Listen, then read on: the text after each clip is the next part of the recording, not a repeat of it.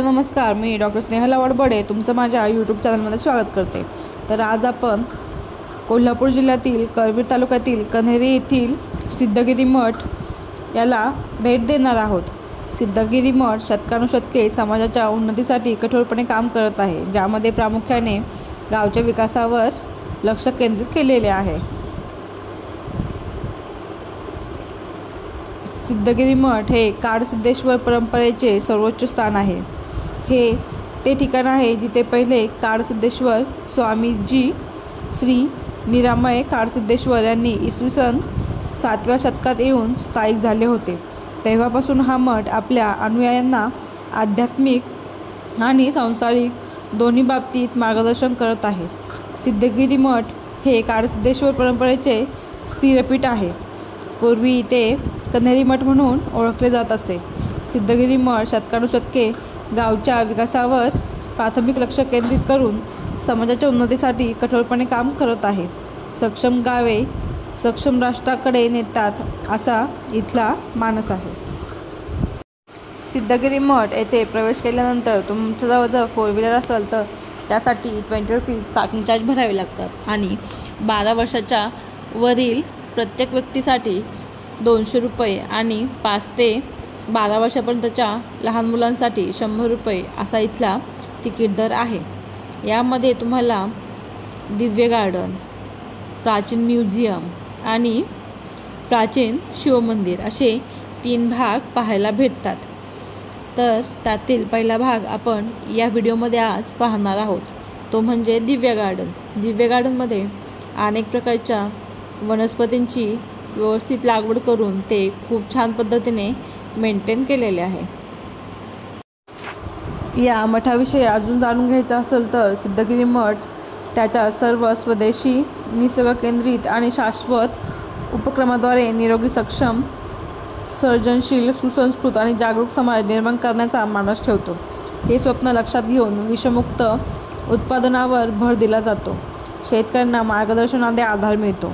लखपती शेती आणि सिद्धगिरी नॅचरल्स हे आदर्श म्हणून स्वीकारले जात आहेत। मठ प्रांतात कृषी विज्ञान केंद्रेची स्थापना देखील करण्यात आली आहे।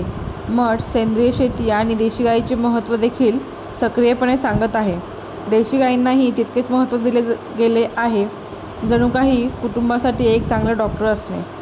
चांगल्या शिक्षण सुविधा उपलब्ध करून देण्यासाठी दरवर्षी मठ येथे विविध शैक्षणिक शिबिरे व विज्ञान प्रदर्शने आयोजित केली जात होती।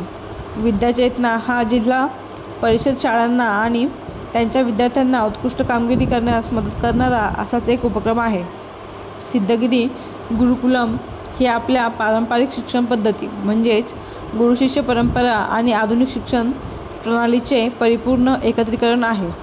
गुरुकुलम हे असे ठिकाण आहे जिथे शिक्षण हे अनंत केंद्रित आहे, पैसा केंद्रित नाही।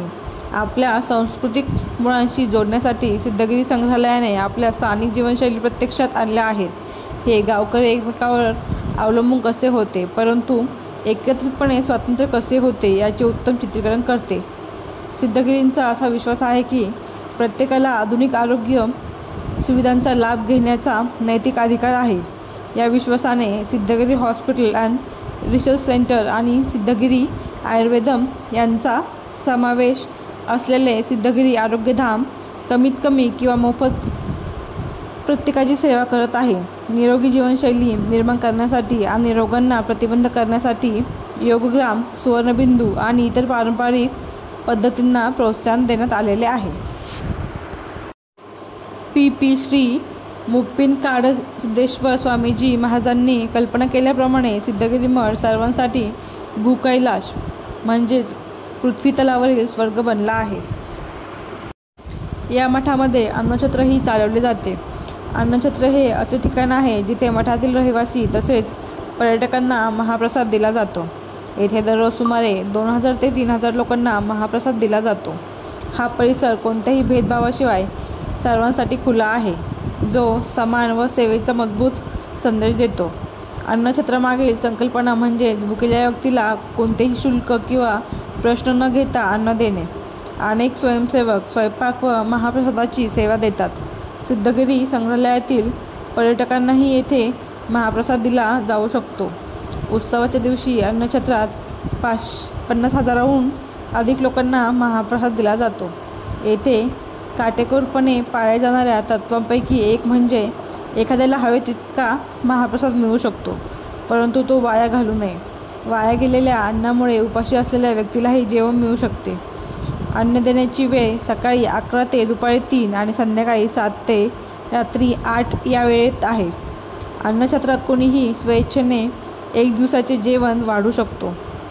11,000 रुपयांचे दान हे एका दिवसाच्या अन्न तयार करण्यासाठीचा खर्च येतो. अन्नदात्याच्या नावाने मुख्य मंदिरात अभिषेक केला जातो.